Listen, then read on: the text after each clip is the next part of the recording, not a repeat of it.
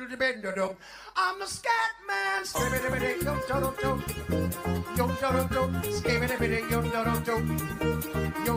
I'm the scat man.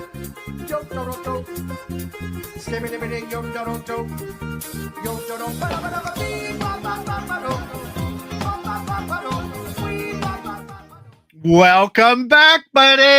It's Wednesday. Welcome to NHL Prop Presented by Sports Interaction. Wednesday, big day yesterday. It would have been so awful if they didn't win that game. I mean, you didn't go to the game at all, did you? I didn't know. I was in Barrie, Ontario, watching the Game 7 of the OHL playoff series between Barrie Colts and Kingston Frontenacs, and I was the crazy super fan in the seat watching the Leafs game on my phone with headphones in.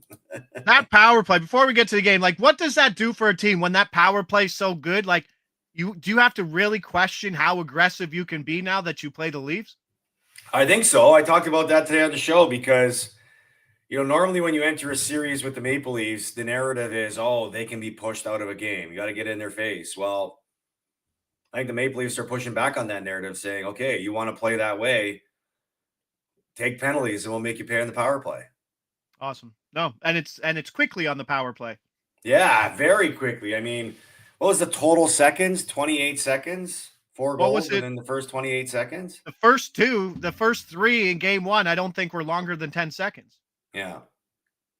There was a couple stuff right off the faceoff, like Marner's shot off the faceoff that he blew just past wide of the net. I think that was 5-on-5, but they absolutely dominated the dot, and it certainly showed with possession.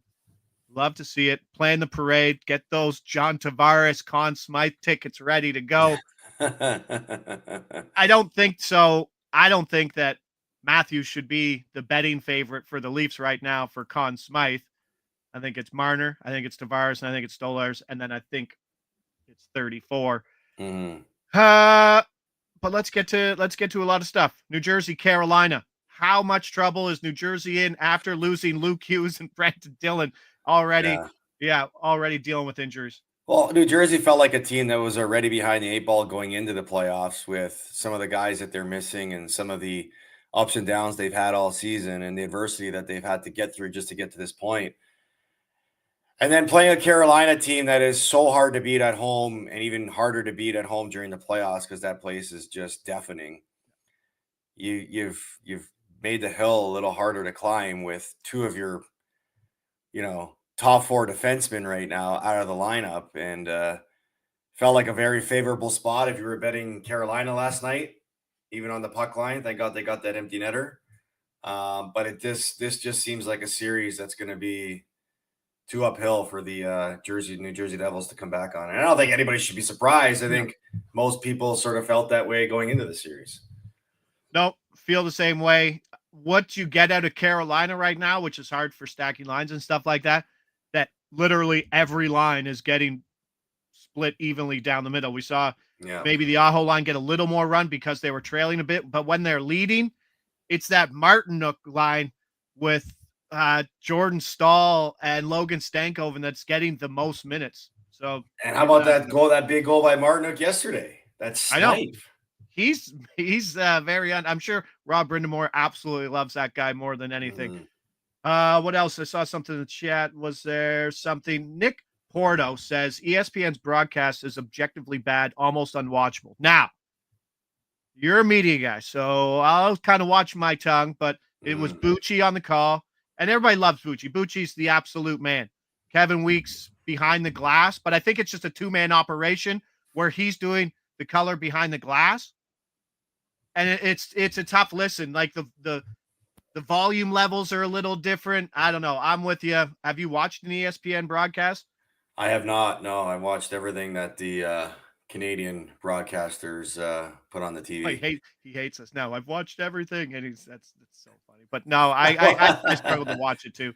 Yeah. Was very interesting to say the least. So I'm happy you brought that up. Ottawa, Toronto. Can we talk about that reverse from OEL up the tying goal? Was that Domi's responsibility to trail that play? Well, yeah, it's the centerman's responsibility to give information for the defenseman, right? And I'm not sure if there was any communication given there. I think there was more of a expectation on OEL's part that, he's going back to break out the puck, and if he feels like he's pressured, that's his one play, knowing that he's got a safety blanket there with their forward to help him out, whether it's a winger or it's the center iceman. I think for a defenseman going back, like, you're not just making that play without knowing who's there. OEL probably saw somebody there and probably thought that Domi was going to react off of his play. But Domi's momentum, and maybe it's because Domi's been playing center and the wing. Sometimes he gets confused at where he's supposed to be. His reaction was towards the front of the net instead of angling towards the corner, where if he did, would have been an easy reverse play out to the wing or out of the zone.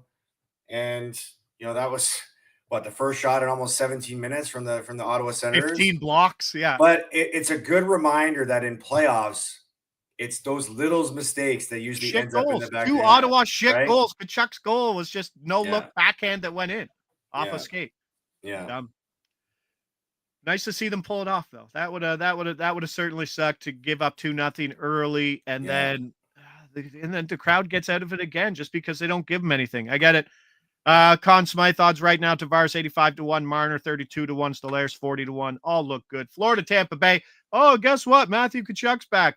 Under 12 minutes, 3 points or whatever. Absolutely dominated. That line could be a problem with Bennett and Samoskevich. Very scary line, but they didn't play big minutes, and they really didn't have to, because you can run that. The Luosterainen and Marchand line is now the keep things in check line with a lead, which is scary. Is Florida very, very scary right now? I'm very worried. Well, yeah, I mean, I am too, because I think Florida was a team that a lot of people were hesitant to be committed to, right?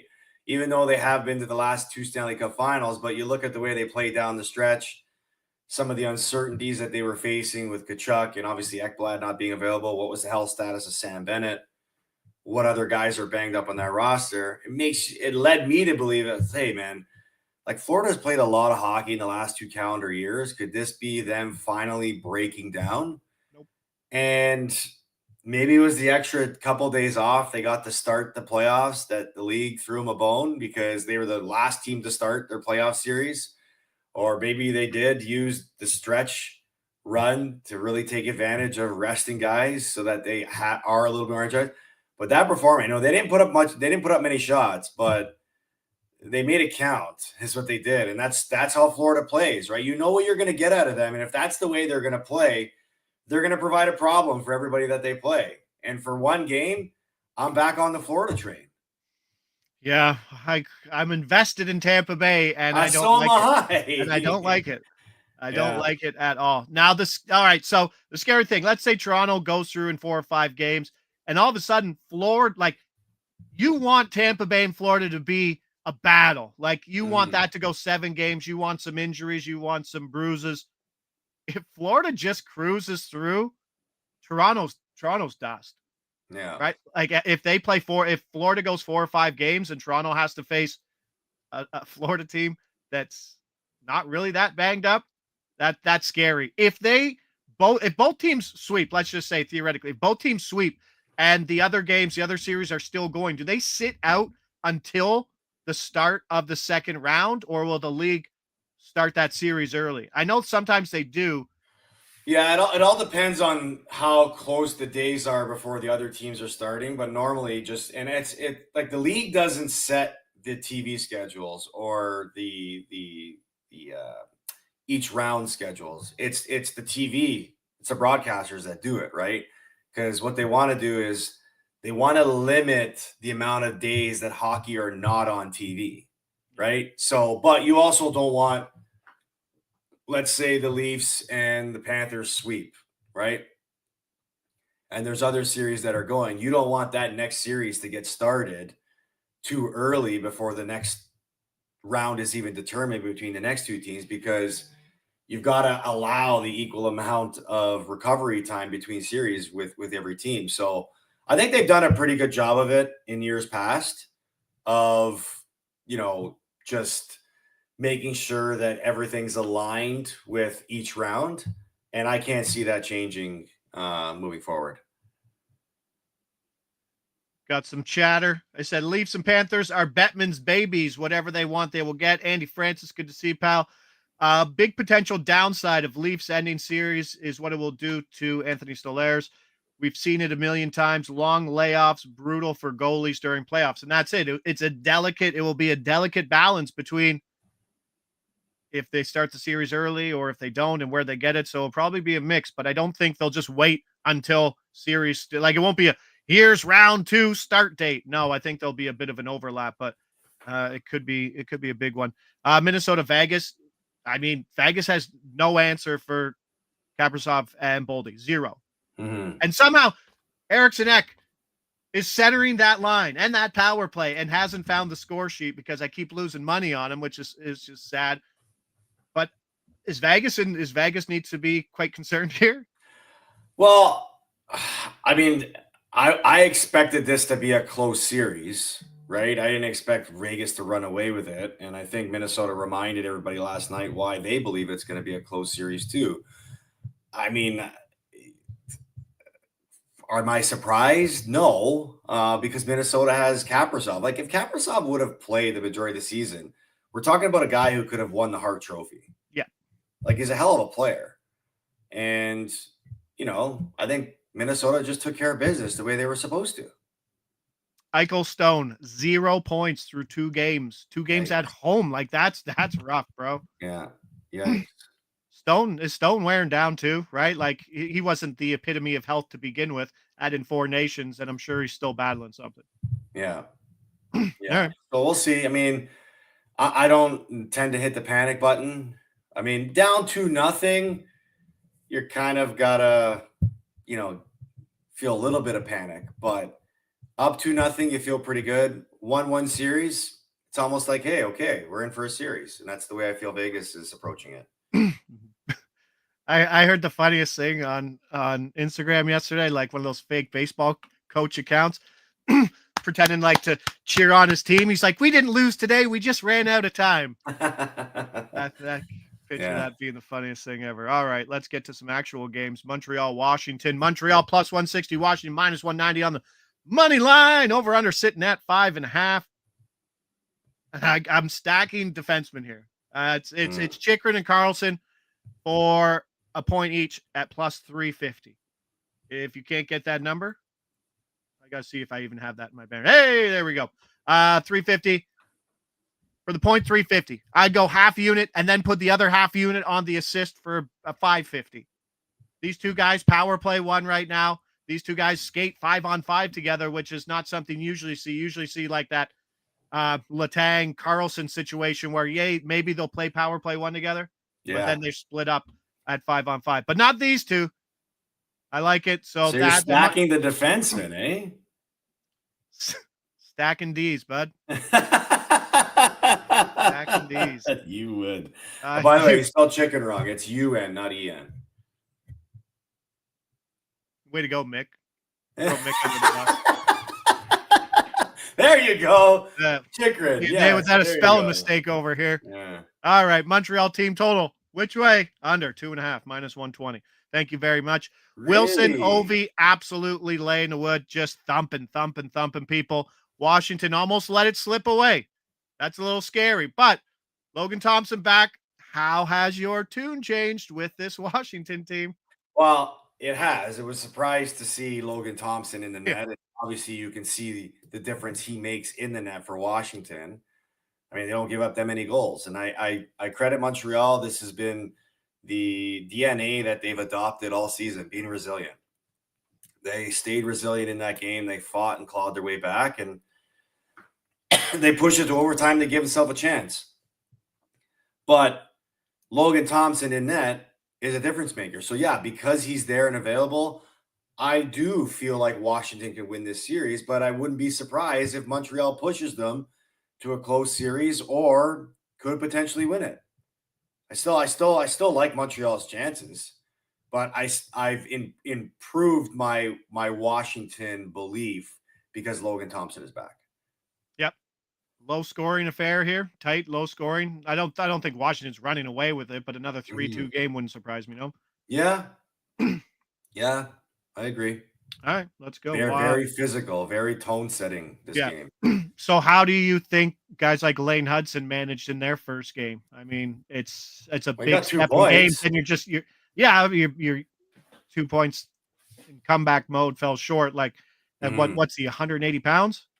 Yeah, but hey, man, the thing about Lane Hudson is he doesn't play like a small defenseman, right?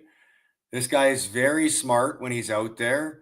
He uses his hockey sense and his legs to get himself out of trouble and to protect themselves from big hits. Now he's going to be a target, no doubt, because there's going to be an investment made by Washington to dump the puck in his corner every time, and you don't have to lay him out, but let him feel a hit. And you wonder how much of a toll that takes on a guy when he's got to go back and do it. And that is the investment in a series. That's how you make guys wear down, is you let him feel body, right? And Lane Hudson, he's got to use his legs, his smarts, his skating ability to get himself out of those positions. But I thought he was really good. Awesome for his first game. Bobby Newport says, thought Montreal looked a lot more confident in that third period once they realized that they belonged. Once they scored and realized. Yep. Very good point. Super Ooh says, what about Demidov? Well, I mean, Demidov, this guy's been processing a lot since he's come over in the last 2 weeks. His first NHL game playing in Montreal. This is his first true road test in a road game. So, and you add playoffs on top of that with the intensity and the adrenaline that's pumping into the guys right before the game. He looked nervous. He showed first game jitters for a playoff game. Parker, the underbetter, says playoffs are a good time for shot props. Over games can go into overtime, giving players way more ice time if they don't cash in regulation. Yes, but I've get slapped when I talk about shots on goal. Guess what I did yesterday? Ladder Dougie Hamilton, 3-4-5, finished with one fucking shot, obviously. Fuck, I wake up in the morning, I'm like, what the fuck are you doing, man? Why? But I don't know. And he got the point because I'm stupid. I'm like, should have just got a point. Dumb slap. Thank you. Next game. Let's go. Montreal. Anything else to add to that? Nope. Montreal's just more on the over. They're just so top heavy, and on the road without last change is a tough spot. So you have to see them grind and get scramble goals like that. We saw in the third period in game one. Dallas, Colorado blew a big chance. Minus 180 over under sitting at 6.5. 6.5? 6.5, bud. You don't like that? No. Really? No playoff game I like at 6.5. Okay, but here's what I want to set the table for you for. Gabriel Landeskog coming back, returning, playing tonight, first game in 3 years, in almost 3 years, and the Ball Arena just absolutely exploding. Like, that place is going to be electric. You're going to have the Colorado Avalanche probably go guns a-blazing. And you know the way Colorado can score at home, right? They've done it all year. If they get up early, game script, play a lot looser. I don't know. That's just the way I look at it. All I heard was ball explode, to be honest with you. I had my dumb head. Yeah, Jeez, Ball Arena. Where's your mind at today? I know, it's only where it goes. They scored 6 in game one. That shouldn't even have been close. It was 0-0. That was 35 minutes. Greasiest over I've ever hit. Right? And then they got 7 last game. So they'd been off since Sunday on that, the Saturday game, right? So it took them a while to get going. I was surprised to look at their home numbers. I'm like, oh yeah, they're one of the best home teams on ice. Actually, they finished like 12th for point percentage in terms of what they put up. I just think it's a giant number. I'm still betting points in this, but 6.5 is gigantic, especially when you see Mackenzie Blackwood, who goalies with no teeth are the coolest things in the world, in the hockey world. Love that. And I don't know, Ottinger can get hot too. I just think it goes. And what we've seen from Colorado in a secondary scoring, where the hell is Val Nichushkin? I was just pumping him up so much going into that series. Pointless. Second line, Brock Nelson, pointless. Jonathan Drouin, who was probably public enemy number one after just watching that puck go in overtime. He has 2 points. Guess where they are? They're on the power play. That secondary line has done nothing. So they got to get something going. I'm just on, he's killing me too. Lost a lot of money on him. I'm on Arturi Lehkonen. That's my new guy. Lehkonen's my guy. Plus money for a point. Duchesne, Seguin, March. That's a big price there. I'll probably just go Seguin and Marchment and keep Duchesne because he's probably still up on power play 1. But my card just looks like the under 6.5, Lehkonen point at plus 115, and then Harley for a point at plus 110. I know it doesn't make any sense with the under 6.5, but they can all click. Lehkonen points in both games, 18 minutes in game 1, 22 minutes in game 2 with overtime. Second line is invisible, like I said. So Lehkonen playing with Marty Necas and Nathan MacKinnon, who is the second best skater easily in the playoffs right now outside of Connor McDavid. It's pretty impressive to watch him dominate a game, and he has been unreal so far through 2 games. Harley played 35 minutes in game 2, right? There was lots of talk about Heiskanen coming back. Even if he does, it's still going to be the Harley show. Esa Lindell played 1 minute and 14 seconds on power play 2, with Harley playing 5:29. So Harley was double dipping on that power play. Like to see it. We'll take him for a point. I know I get that the Gabe thing's going to be firing them up, but it doesn't have to be firing them up. Give them 8 goals. It can be firing them up and shut down that Dallas team. All right, do you have a lean in this game on a side or no? No. I mean, the lean I would go with would just be the Colorado factor, right? At home, they're probably going to use the Landeskog inspiration to find a little bit more energy in this game, and the crowd's going to feed off of it, and that's where I would be. Is it a small line in that game? What's that? So minus 190. Wow, it's a whole heavy home favorite. That's a heavy home favorite, correct? Yeah. 26 and 15 straight up at home. Like I said, tied for 12th in point percentage. I don't know. It's everybody's there in the chat. The 0 point crew, Eichel, Stone, Val Nichushkin. There's a few of them out there. And I think I'm just going to tie anything I have to whoever's skating with Nathan MacKinnon right now. Yeah. Maybe even something with Makar. But right now I'm just going to go with those 2 guys, going to go the under. Mackenzie Blackwood has been too good, and Ottinger can certainly shut it down. But the tough one here, Edmonton, LA, LA minus 135, over under sitting at 6. I went to bed. I know, we all did. We all did. And then I saw 6-5. I went to bed 4-0. Yeah, but I was comfortable going to bed at 2-0. Yeah. And then I just saw the 6-5. I'm like, oh, I had them in regulation. Didn't even have to sweat that out. Yeah. Oh, wow. Yeah. Nice. Boom. Oh, 6-5. Well, going to the bathroom. Sweet. That was easy. Then you look at it, you're like, what? Yeah. Now, I got some flack on X yesterday. Dustin Nielsen, Edmonton guy, CFL guy, media guy. He's like, what are we doing here? Because I said, there's a chance Connor McDavid doesn't want to play in Edmonton again. When he has to drag that sad sack of a roster playing with Connor Brown and still lose, maybe the most dominant 20 minutes a person has ever put in towards a playoff game, and get that result, and you're sitting there with Stuart Skinner, you're sitting there with, thank you, Evan Bouchard, you help, but you're a liability defensively. You don't have Ekholm. You got Cody Ceci back there too. You need minutes from him. Like, what are you doing? You see that clip of what Connor McDavid said to his teammates in the postseason. You're like that's what you're probably getting out of him. I commented on that the next day. I'm like, I think the Edmonton players need another speech from Connor McDavid asking the players to dig in, because watching Connor turn on full superhero mode in that third period and to get nothing out of the game, like, because he had a couple of his players that just didn't decide to show up or play near the level that they need to play at this time of year. And I'm looking right at you, Evan Bouchard, or Darnell Nurse. Like, it's Nurse has got such a big mouth too. Like, yeah. I know it's a tough one, and and that's why. don't get me wrong, but yeah. No, but I look that's why I have a hard time. Like last year, I was all over Edmonton. I said they were going to the Cup. They might even have. They probably should have won it. But this year, I can't even buy into the fact that they're going to beat LA because there just seems like there's so much dysfunction on that team right now.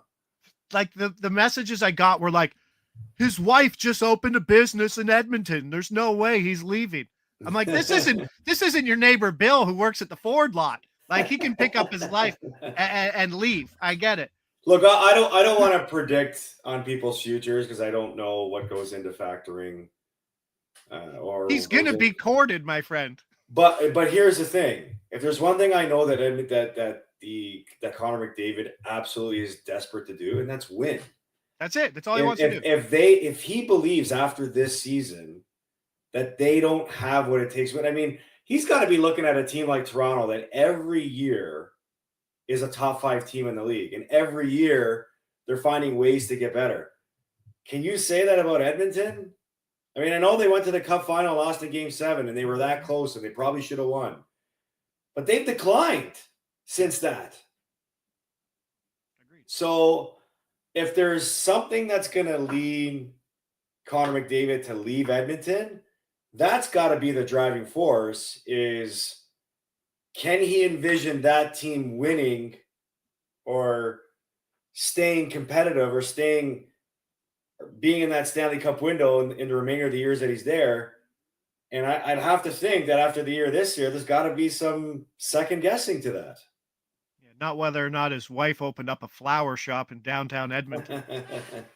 Jeez. No, but like someone actually said in this tweet, they said Connor McDavid's best chance to win a cup is staying in Edmonton.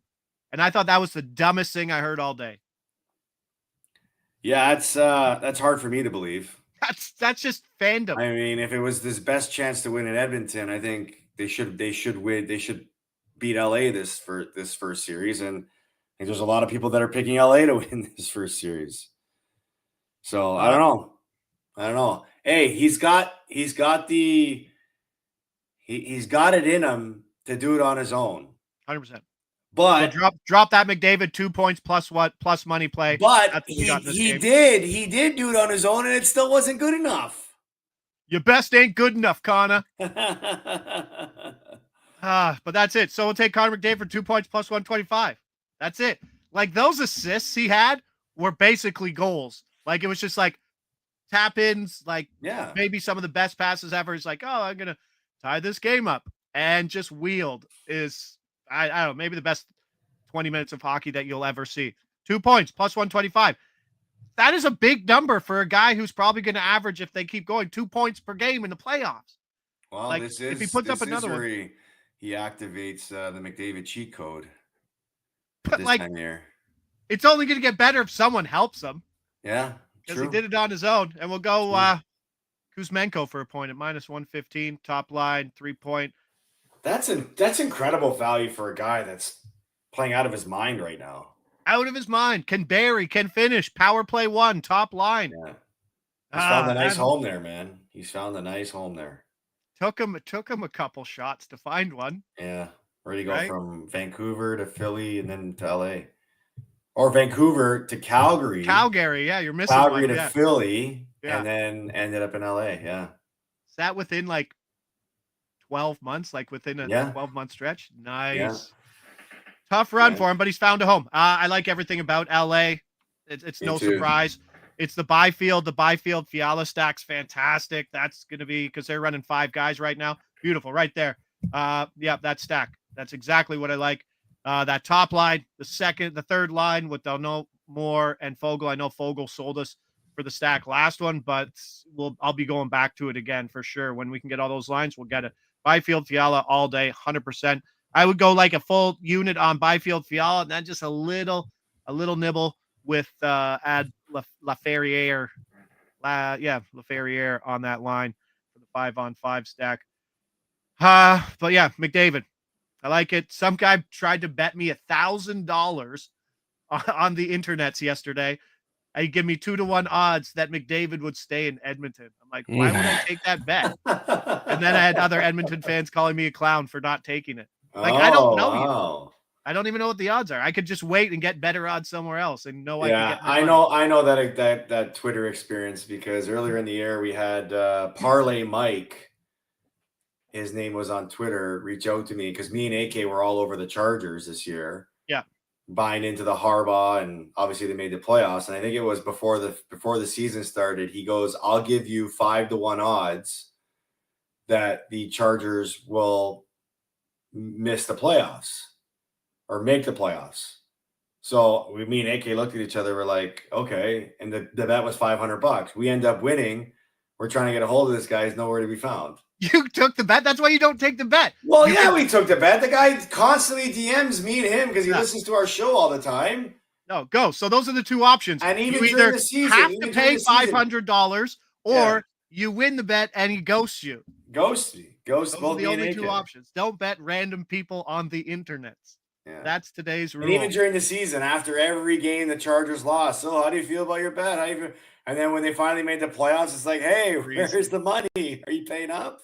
So that's the one thing I've noticed. Like in betting, in the betting world of X, like no one people will kind of give you shit for some things, but now that we're in the playoffs, like fandom shit is crazy. Like, oh yeah, it's way more aggressive than the betting community. Yeah, I agree.